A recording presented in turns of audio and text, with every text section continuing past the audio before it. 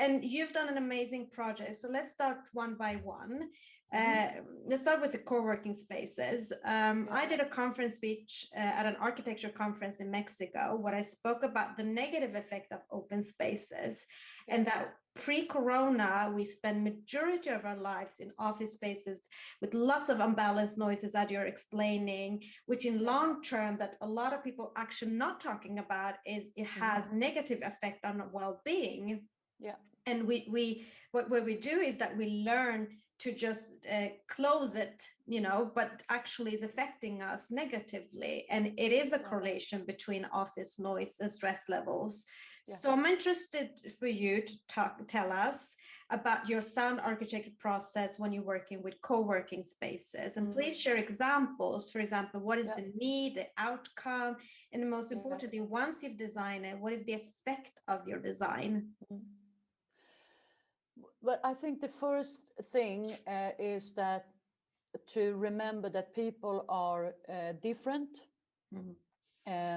We're different as personalities, and then we can also be different. We have different needs depending on how do I feel today. So some people are always better focused when they are around a lot of sound. They don't have a problem with music going on. They might even be more happy to be in a cafe working with a little bit of noise and interaction with other people. Some people cannot focus on that at all. They need to be by themselves, should be quiet so they can focus. So the first thing when it comes to a co-working, like an open office area, is to remember that, okay, all the people that's going to be here, they are different. So you need to create good sound environment for all the types of personalities. Because if I'm having like one task where I'm going to be like very creative, for an example, maybe I want to be in an environment with a little bit more of sound. I don't necessarily talk with other people, but I'm totally comfortable with other people talking, or there might be some sort of music going on. 4 hours later, I'm doing something else where I need to be totally focused. So in open office spaces or co-working, I would recommend to have all of it. You can build environments where you have viewing lounge areas, coffee machines and those kind of things. You can actually allow it to be maybe with lounge music or something with sounds going on. And then if you have like a line, this is like a lot of sound, and then in the end, no sound at all. Because we as humans, we learn immediately where to find certain things, because that is how we function. Then, because if you do that, then you did one thing that I think is totally necessary. You give people an opportunity to choose, where am I going to be today? I'm going to be there or in the middle. What is my task today? How do I feel today? If you do that, then you gave people the opportunity, and you also do something that are masking in the same time. When it comes to flex offices, where there's like a lot of people maybe working very focused, you need to put in some sort of sound masking, because otherwise people are going to hear like everything. And if you get interrupted when you're focused, it might take you up to 15 minutes to get that focus back again. So if you're interrupted 10 times a day, there is like a hell of a lot of 15 minutes going on. So you need maybe to do like both designed sounds and then masking sounds, and combine them in a nice way so people can choose. And then, of course, you need also, when you build an office like that, think about like, should I put the coffee machines nearby the quiet area? No, you should not, because we love our coffee and we are talking, we're having small talks around the coffee. So if there's like a person 5 meters away, it's not going to be a quiet area. No. So you also need to figure out where you're going to place certain things. Because I think it's sad when you come into open office area and you see people working with the headphones on, they have noise cancelling on, or they play some music. I think the whole point of open offices are gone, because an open office area is a lot about us integrating with each other. So yeah. Can you give us an example of a client that you've worked with? Yeah, we've been doing 2 big offices, one in Gothenburg and a huge one that we launched now in December for Vasakronan. And Vasakronan has in Stockholm, it's called Arena Serial, which is 4 levels. So I think in total it's 22,000 square meter. And the top floor is Vasakronan's headquarter, and the 3 other floors are co-working. And so what we brought in there is a lot of sounds. In open areas where people are allowed to integrate, we have music. We have special surprise sounds when you go to the bathroom, because that is also a thing that offices today have bathroom in the working space, which means that you just leave your chair and you go maybe 2-3 meters to the bathroom, and there is not really good privacy in there. So if you bring in sound, you create the privacy for people to actually be private when they go to the bathroom. So we have different bathrooms with one is playing discos, one is playing tropical sound, and so on. And then we built in, they have open fireplates in not in every level, but I think in 2 or 3 levels, where we put in locally sounds from an open fire, because of course the open fires to have are not really. They're not functional. They're just there for the visual, and yeah, then but they are and when you put and when you bring the sound into that, you can actually feel that you're getting warmer. Yeah, because that is also psychology.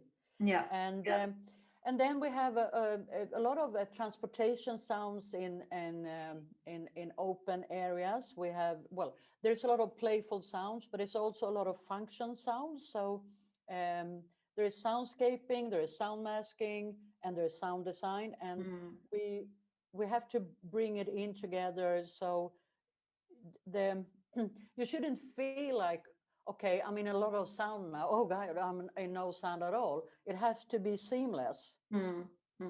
And good in that environment. I think good quality sound design is when it's a part of everything. The sound is visual, is going hand in hand with the visual and the concept and the brand. And you shouldn't think so much about it. But if you enter one morning or anytime on the day and the sound is out, you should feel immediately there's something is missing. So you should, in one way, good quality sound design and sound environment, you should take it for granted. You should think about it. Well, they do say that a great sound, or when it's integrated so well with the visual, that you actually don't realize it. Yeah. Right. Then you're spot on. Then you're spot on. Yeah. And talking about the toilet, I had an experience when I was at a Russian restaurant that was behind Bergs. That when you went to the toilet, it was teaching you Russian. And I was pretty young. I think I was 21. And I'm like, okay, but I'm not interested in learn Russian, but it's so boring to go to the toilet. So it became a fun thing of going back to the table and like, oh, I learned these 2 words, and it becomes a conversation. Was that maybe in United Spaces? Could have been, or the KBG or something. That was this restaurant in the corner. Okay. Up there, and then I figured out, wow, it's just like a space that people forget about, that you can create amazing stuff. And you just in that point you're giving someone something funny, and something that you actually quite many years after still remember and talking about.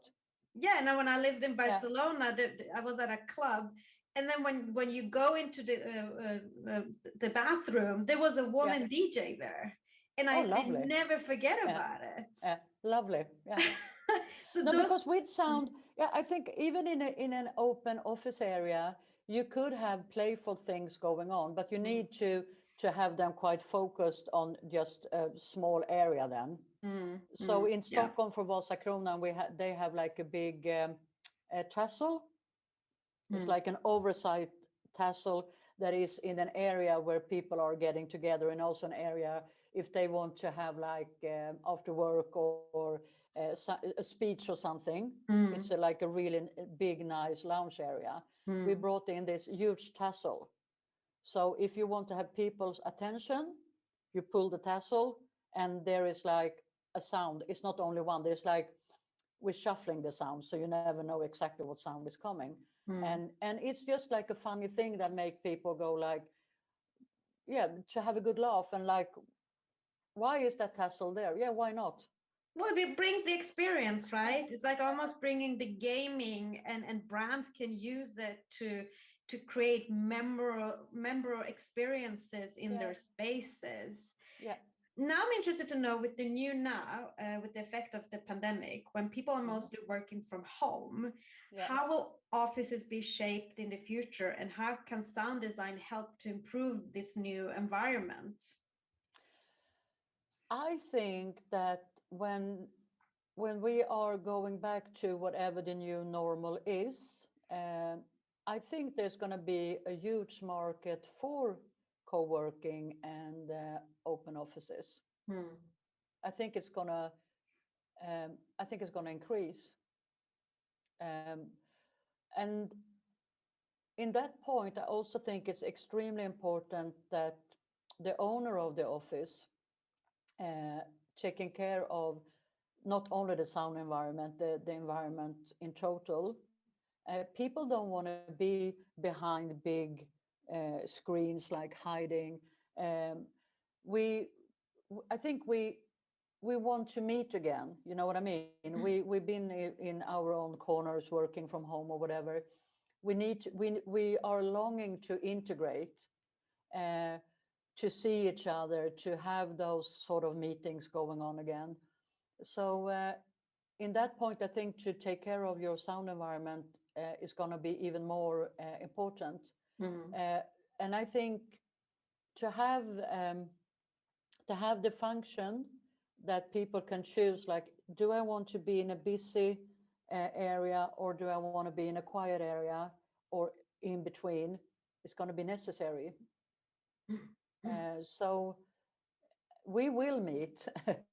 we will start to integrate with each other, but we still have to work. We still have to function. So I think it is important then, if I'm coming in the morning and I want to integrate with other people, would be a social area for me to do that, where I'm allowed to talk and there is sound going on. And then when I'm done with that, I might stay there to work, or maybe I need to have that sort of a focus, but then I could go away to another area where I have the sound masking function. I can focus. And with sound masking, I don't mean white noise. I mean good, for us humans, sound masking. Yeah. Which will be combined to the nature in somehow. Yeah, as you say, if you want people to stay longer, it's also important to create that environment. And a lot of places, when they're not working with the sound design, it actually does the opposite. It like drags a lot of energy out of you, and you find that you haven't done proper work.